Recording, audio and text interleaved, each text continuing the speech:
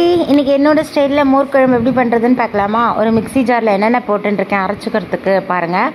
தேங்காய் போட்டுருக்கேன், சீரகம் போட்டுருக்கேன். அதுக்கப்புறம் இது நல்ல நாள் கிழமையில் பண்ணேன்னு மோர் குழம்பு அப்படின்னா அப்போ நான் இந்த சின்ன வெங்காயம் போட மாட்டேன். சும்மா ஜஸ்ட் லைக் தட் சாப்பிட்றதுக்கு பண்ணும்போது மோர் குழம்பு சின்ன வெங்காயம் ஒரு 2-3 பீஸ் நான் அரைக்கும் போது போட்டுப்பேன். ரொம்ப வாசனையாக இருக்கும். கண்டிப்பாக ட்ரை பண்ணி பாருங்களேன் மோர் குழம்பு பண்ணும்போது. ஸோ என்னென்ன அரைச்சிட்டுருக்கேன்னா தேங்காய், சீரகம், ஒரு 2-3 சின்ன வெங்காயம் போட்டுருக்கேன். அப்புறம் பச்சை மிளகா ஒரு 4-5 பச்சை மிளகா எடுத்துட்டுருக்கேன் காரத்துக்கு. இஞ்சி எடுத்துட்டுருக்கேன். அதுக்கப்புறம் ஒரு பாத்திரத்தில் 1 hour முன்னாடியே துவரம் பருப்பு மட்டும் ஊற வச்சுட்டுருக்கேன். நான் சும்மா ஒரு டேபிள் ஸ்பூன் துவரம் பருப்பு அப்படியே எடுத்து ஊற எடுத்து வச்சுட்டுருக்கேன். ஸோ இப்போ இது எல்லாத்தையும் ஒன்றா சேர்த்து நம்ம அரைக்க போகிறோம். இது தயிர் நைட்டே துவச்சி எடுத்து வச்சுட்டுருக்கேன், கெட்டியாக தயிர். ஸோ முதல்ல இந்த தேங்காவை அரைச்சிட்டு அதுக்கப்புறம் இந்த துவரம் பருப்பையும் சேர்த்து போட்டு அரைக்க போகிறோம். உங்கள் தேங்காய் இது இருக்குல்ல அதை அந்த குறைன்னு அரைச்சி எடுத்துட்டுருக்கேன். அதுக்கப்புறம் இந்த துவரம் பருப்பு ஊற வச்சுட்டுருக்கேன்ல. சில பேர் மோர் குழம்புக்கு கடலை பருப்பு போட்டு அரைச்சி பண்ணுவாங்க. இந்த துவரம் பருப்பு போட்டு அரைச்சி பண்ணுங்களா, வாசனையே அப்படியே தூக்கும், ஆளையே தூக்கும், அந்த மாதிரி இருக்கும். அவ்வளோ டேஸ்ட்டாக இருக்கும். ஸோ அதை அரைச்சிண்டாச்சு. இப்போ நான் வெண்டைக்காய் போட்டு தான் மோர் குழம்பு பண்ண போகிறேன். பூசணிக்காய், வெள்ளை பூசணிக்காய் போட்டு பண்ணால் கூட பிரமாதமாக இருக்கும். இப்போ நான் வெண்டைக்காவை கட் பண்ணி எடுத்துட்டுருக்கேன். வெண்டைக்காய் போட்டு இன்றைக்கி நான் மோர் குழம்பு பண்ண போகிறேன். தாளிக்கிறதுக்கு என்னென்ன வச்சுட்டுருக்கேன் அப்படின்னா மிளகா, சீரகம், கடுகு, ஒரு 4 வெந்தயம் வாசனைக்கு, இதை மட்டும் தாளிக்க போகிறேன். ஸோ ஒரு வானிலையில் எண்ணெய் வச்சு சூடாகிட்டு தாளிக்கிறதுக்கு கடுகு, சீரகம், வெந்தயம், காஞ்ச மிளகா இதை போட்டு நல்லா இது பொரியணும். இது நல்லா பொரிஞ்சதுக்கப்புறம் வெண்டைக்காவை போட்டு நல்லா அந்த எண்ணெயிலேயே வதக்கணும். வெண்டைக்காய் எண்ணெயிலேயே வதங்கினா தான் ரொம்ப நல்லாயிருக்கும். யூஸ்வலாக பார்த்தீங்கன்னா அந்த பெரிய பெரிய கேட்ரிங் சர்வீசஸ்லாம் நான் பார்த்துருக்கேன். மோர் குழம்பு பண்ணும்போது அவெல்லாம் இந்த வெண்டைக்காவை எண்ணெயில் பொரிச்சு போடுவாள். அதுவும் ரொம்ப நல்லாயிருக்கும். ஆனால் நான் நல்லா சுருளை வதக்கிடுவேன் வானிலையில். சூப்பராக இருக்கும். ஏன்னா அந்த மோர் குழம்புல இருக்கிற அந்த வெண்டைக்காவை சாப்பிட்டாலே அவ்வளோ டேஸ்ட்டாக இருக்கும். அதனால தான் எனக்கு மோஸ்ட்லி நான் மோர் குழம்பு பண்ணாலே வெண்டைக்காய் மோர் குழம்பு தான் ப்ரிஃபர் பண்ணுவேன் பூசணிக்காவை விட.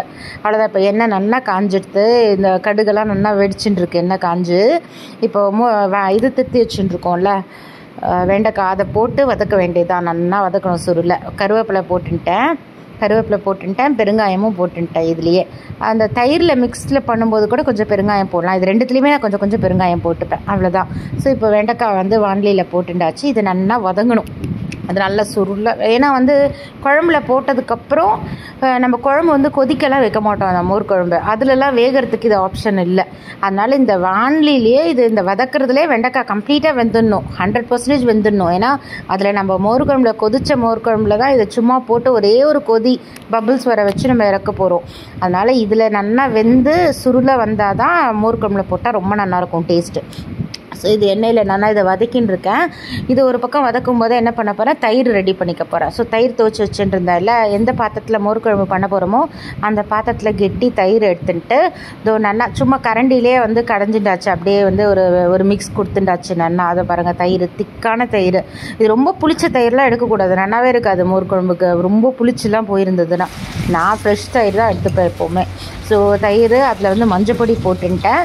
மஞ்சப்பொடி போட்டுன்னு இப்போ நம்ம அரைச்சிட்டோம்ல விழுது, தேங்காய், சீரகம், சின்ன வெங்காயம், அதுக்கப்புறம் பச்சை மிளகாய், இஞ்சி இதெல்லாம் போட்டு அரைச்சிட்டோம்ல, இந்த விழுது இதில் சேர்த்துட்டாச்சு. ஆக்சுவலி பச்சரிசி கூட கொஞ்சம் ஊற வச்சு சேர்க்கலாம், குழம்பு கொஞ்சம் திக்காக இருக்கும்.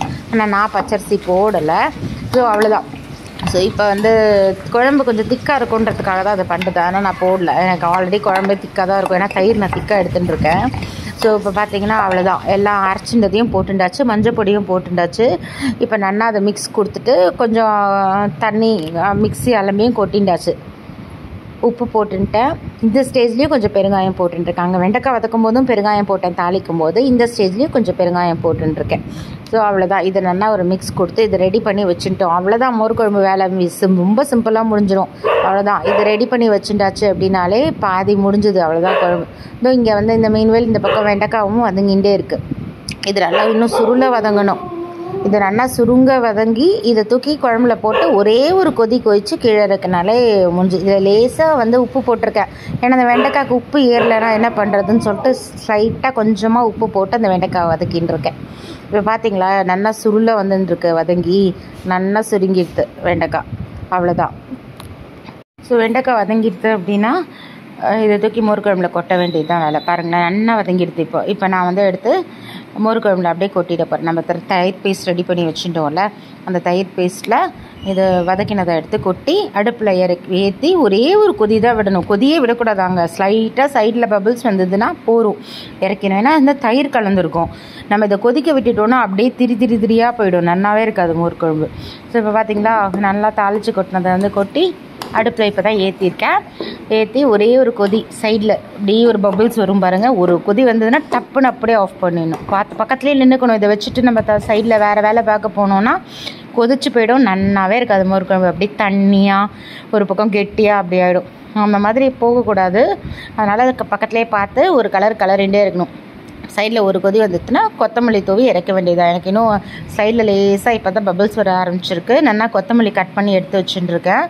ஸோ கையில் எவ்வளோ கொத்தமல்லி கிடைக்கிறதோ அவ்வளோ போடுங்க. ஏன்னா அவ்வளோ வாசனையாக இருக்கும் மோர் குழம்பு கொத்தமல்லி போட்டால்.